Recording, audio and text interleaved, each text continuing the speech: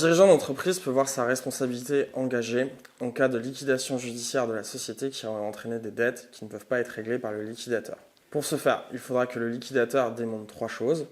l'existence de fautes de gestion de la part du dirigeant,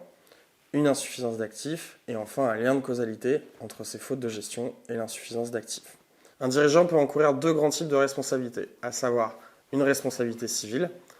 qui peut donner lieu à une interdiction de gérer ou une faillite personnelle pour une durée pouvant aller jusqu'à 15 ans,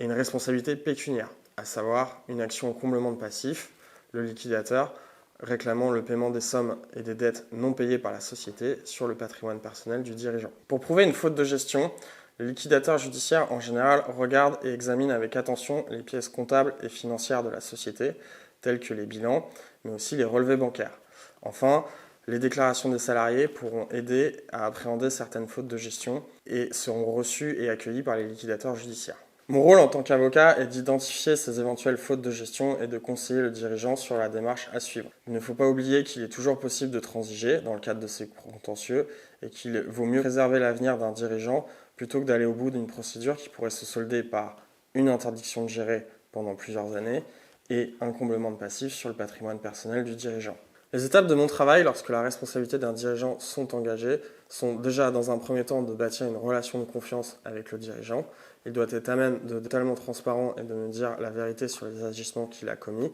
mais aussi il faudra également venir rapidement avec l'ensemble des éléments financiers de la société qui sont déterminants en général pour caractériser ou non l'existence d'une faute de gestion. Lors du premier rendez-vous, il est nécessaire d'apporter tout d'abord les moyens de la partie adverse, qui en général sont résumés dans une assignation, et ensuite les éléments financiers de l'entreprise, les comptes de résultats, les bilans, les relevés bancaires afin d'identifier ou non les fautes de gestion, et aussi les éléments patrimoniaux du dirigeant afin de voir les risques de condamnation qu'il encourt, et éventuellement de bâtir une stratégie. Je rappelle que ce type de condamnation doit être proportionné au patrimoine du dirigeant.